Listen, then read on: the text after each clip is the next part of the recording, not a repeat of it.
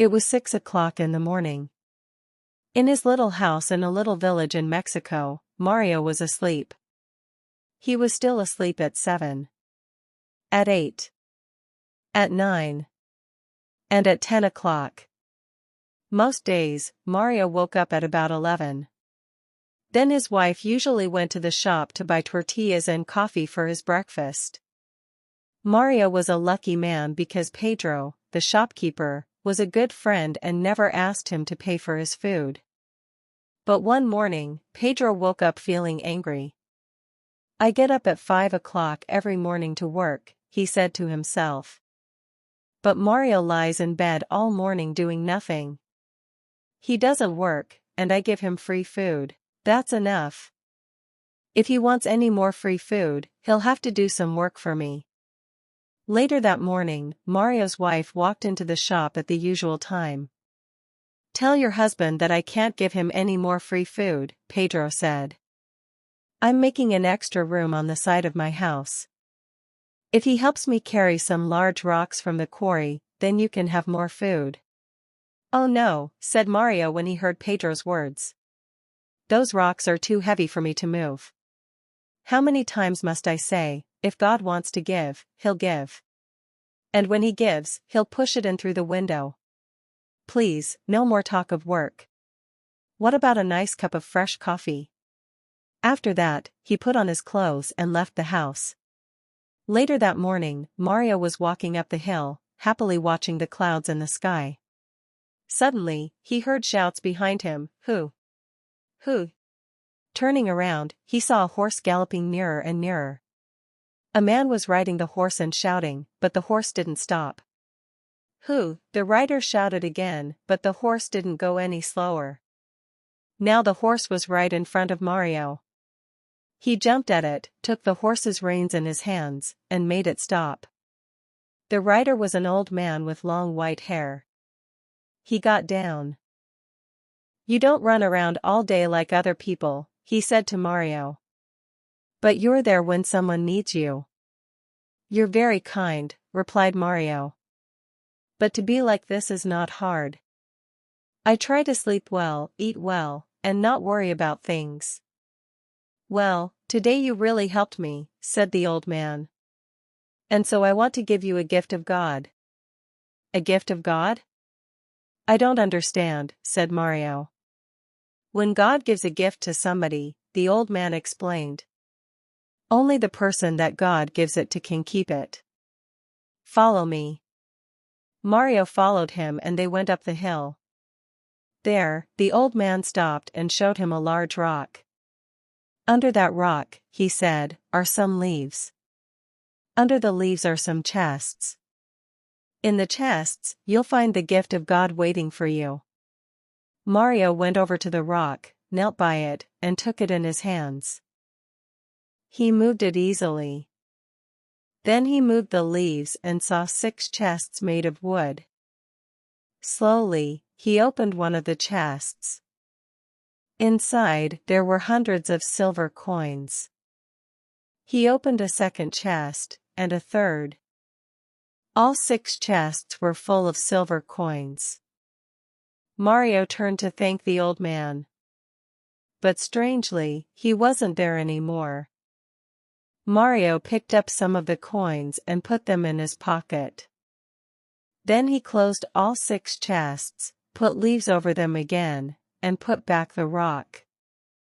Now, after all this work, he felt tired. He sat down under a tree and went to sleep. When Mario woke up, he was hungry. He remembered something about a horse, an old man, and some silver.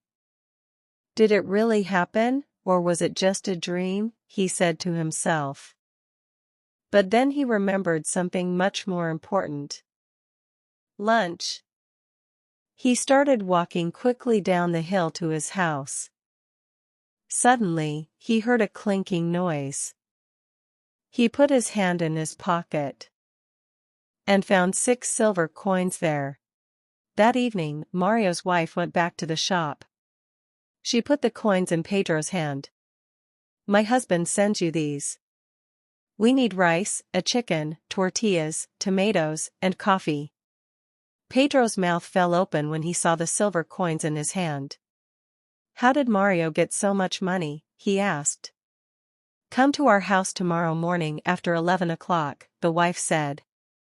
And he'll tell you. The next morning, Pedro heard the story. He wasn't really sure if it was true. But, Mario, he cried. Why didn't you bring all those chests home with you? They were too heavy, Mario explained. I needed horses to carry them, and I have no horses. And my friend, he added. How many times have I told you, if God wants to give, he'll give. And when he gives, he'll push it in through the window. I know, Pedro said. I have some horses. I'll come to your house tonight and we'll go to this place together. My horses will carry all 6 chests. You'll keep 3 of them and give the other 3 to me. We'll become rich together. Do you agree? All right, said Mario. He was happy because his wife was cooking a delicious chicken for dinner. Pedro went back to his shop. But he began to think. Why must I share the silver with Mario? The horses belong to me. Without them, Mario can do nothing. And he won't know what to do with the money. He'll just eat and sleep as usual. But I always know what to do with money. I'll build a larger house. That night, at 11 o'clock, Mario was asleep. Husband, said his wife.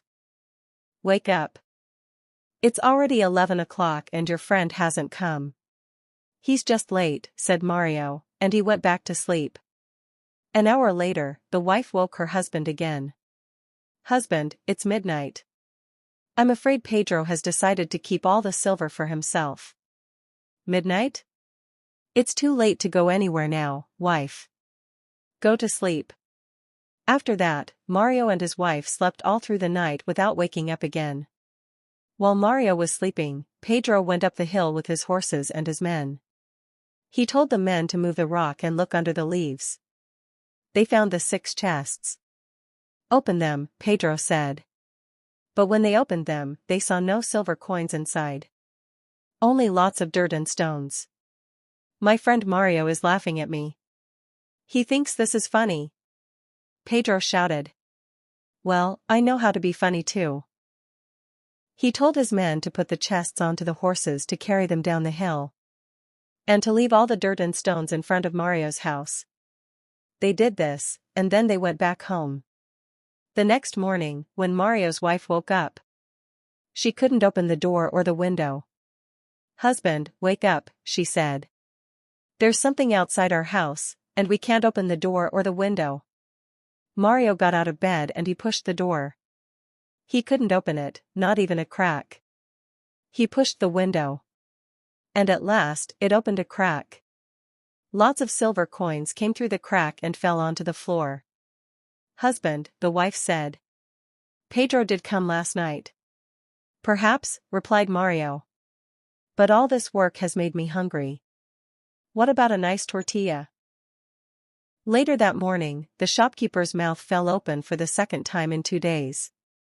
Mario's wife came into the shop and bought more food. And new clothes for herself and Mario. She put 20 silver coins down in front of the shopkeeper. What happened yesterday? We waited for you until midnight, she said. I was worried when you didn't come. Then this morning, it all came through the window. But surely you gave us more than half. It wasn't me, Pedro said quickly. Of course it was. Who else would leave all those silver coins outside our house? There was silence. Then Pedro said quietly. Your husband always says that if God wants to give, he'll give. And that when he gives, he'll push it in through the window.